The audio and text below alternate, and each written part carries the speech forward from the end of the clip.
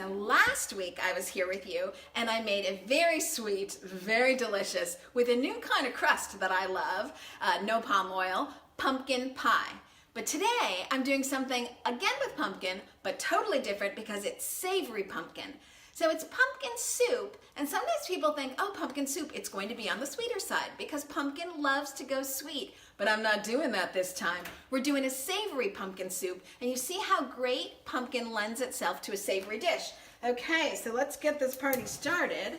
I have my handy dandy olive oil. This is what I like to use when I am sauteing up my surprise ingredient, mushrooms.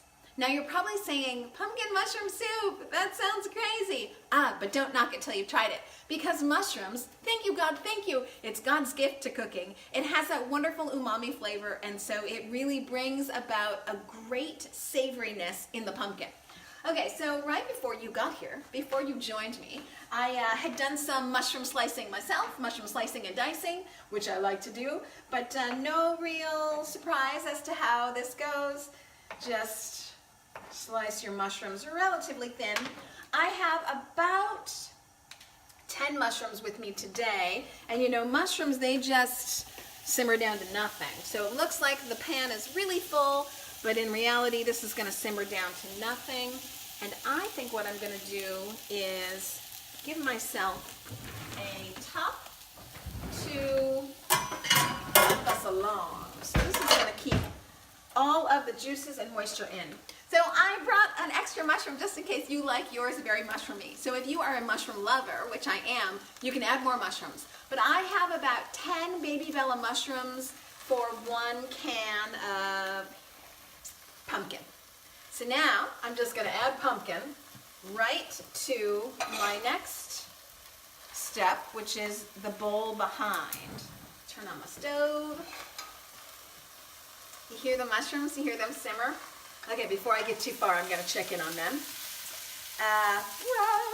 Just love mushrooms. I make so many things with mushrooms. It's really wonderful. Okay, so that's doing its thing. Now I've got my saucepan heating up, and I'm just putting in the pumpkin.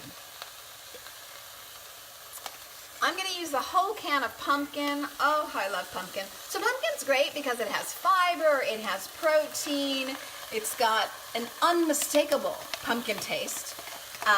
Nothing else is even remotely close. So I do love it. And then, you know, I'm from Chicago, I'm from Illinois. We have a beautiful fall, and there's nothing like pumpkin for letting you know that it's fall. So it's just beautiful all the way around. Okay, I think I have fully brought out my pumpkin. Now, I like to add a little bit of coconut milk. But if you don't want to, you could use almond milk. I stay away from oat milk because oat milk is a little bit sweet. We don't want to do sweet today. We've had this discussion already. We're doing savory. So, but I do want to make it creamy. I want to bring more soupiness to my pumpkin. So, and this is going to be a heavy soup. Don't get me wrong. This is not going to be a brothy soup. This is going to be a very heavy soup. But I want to keep it heavy and creamy. So I'm putting in a little bit of coconut milk, and I accidentally pulled the coconut light can, which I usually do not do. So that would not be my preference. Of course, it can be yours, no problem, if that's how you want it to be. But I'd like mine to be creamy, and so I want that to be the state of the union here at my house. So, okay, I am just working in my coconut milk, and you can see it's already getting much creamier. I'm going to go ahead and add some more because I want it to be even creamier than that. I'm just going ahead and spooning this out because I don't want to make a mistake and put in the whole can. Because sometimes you can make things too creamy, and there is going to be some juice from the mushrooms, which is going to be beautiful. That's where all that umami is going to come in. So I don't want to overdo it. But here I am cooking away, getting us ready for the mushrooms, which, yowza, are boiling down quite lovely. You see, we had that huge heaping of mushrooms, and now they have in no time whatsoever just boiled themselves down, simmered themselves down, sauteed themselves down. Okay, so I always like to say, salt as you go. If you salt at the end, you can tend to oversalt. So here I am, I got my salt right at my station like always, and I'm gonna go ahead and give my mushrooms a little bit of salt. I sure do love that. But remember, hopefully you can hear in your head, just like I'm always hearing in my head, Dr. Greger saying, stop that right now. And I like to listen to Dr. Greger, so I don't want to oversalt by any means. Okay, thanks Dr. Greger for that tip. Okay, put this down a little bit more. Working in my coconut. Whoa, making a mess as I go. Okay, things are heating up, quite literally. And I also like to, this is another lesson that I learned when I was taking some cooking classes from a dear friend and wonderful cook, Carrie Nahabedian in Chicago. She's not yet vegan, but there's hope, people, there's hope. Clean as you go. Clean as you go and salt as you go. So I try to do that to keep kind of a clean kitchen. Checking in on my mushrooms. So the beauty of this dish, you've probably noticed this by now, pumpkins, coconut milk or almond milk, and mushrooms. That's it, and some salt. That's it. So I'm going to give these guys just a minute more, because why the heck not? I want to make sure that they're really fully cooked so that I can get the most out of that umami flavor. But it won't be long, people. It won't be long. I hope you're clocking this. I hope you've got your stopwatch out, because I'm going to give you a meal that can feed 12 easily, not with these portions today, but you could easily do this at Thanksgiving dinner, feed a whole heck of a lot of people, and in no time. So, and it's super good. So, and it's healthy. We haven't even talked about that. It's super healthy. You've got pumpkin, coconut milk, and not that much of it, gosh darn it, and mushrooms and salt. So I think you don't have to go processed and fatty to be tasty. You just don't, people. You just don't.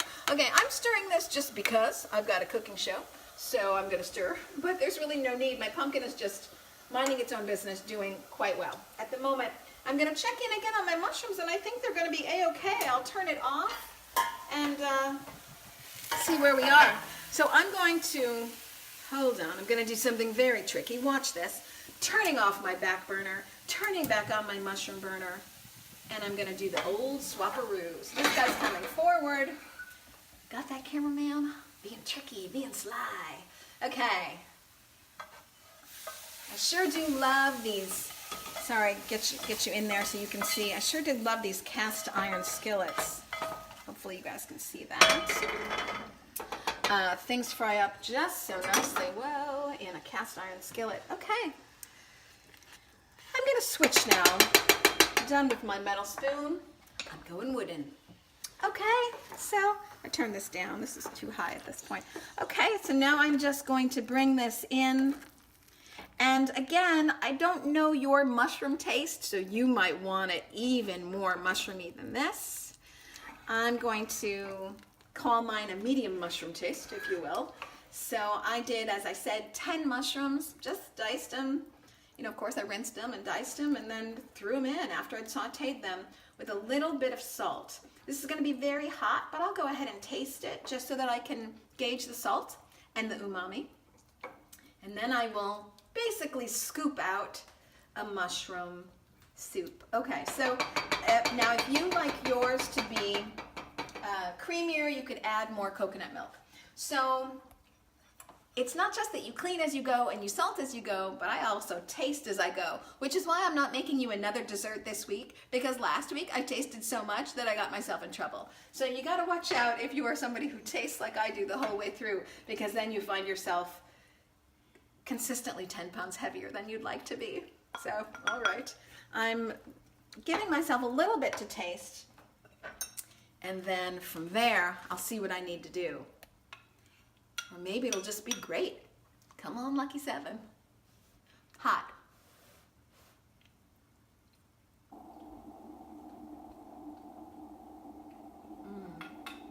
So I think that's really good. I'm going to add a little bit more of my coconut. I really like the umami flavor, and you'd never think of pumpkins and mushrooms together, but I find that it makes a really good soup. I'm gonna do that. I'm also gonna add a little bit more salt, just cause. And I'm sorry, Dr. Greger, I'm sorry. And then I'm gonna stir this in to let it be creamier. Oh my word. I'm making a mess as I go. Hold on, people, hold on. So I've got it on a low heat now, just so that we can warm up the coconut milk that I've added. But there we go. There we go. Yummy, yummy pumpkin. Now there are, of course, sweet pumpkin soups that you could make. You could add maple syrup and a little bit of salt to pumpkin, and then some people add whiskey. I'm not saying you should. I'm not saying you shouldn't. I'm just saying some people do. But you know, we did sweet pumpkin last week, so why repeat ourselves? All right, people. You see it's getting creamier. It's still obviously a very thick porridge, but it's getting creamier. And maybe I'll give myself some mushroom right on top. Of course, it's going to be very hot at this point. Well, that's not the right spoon. Hold on.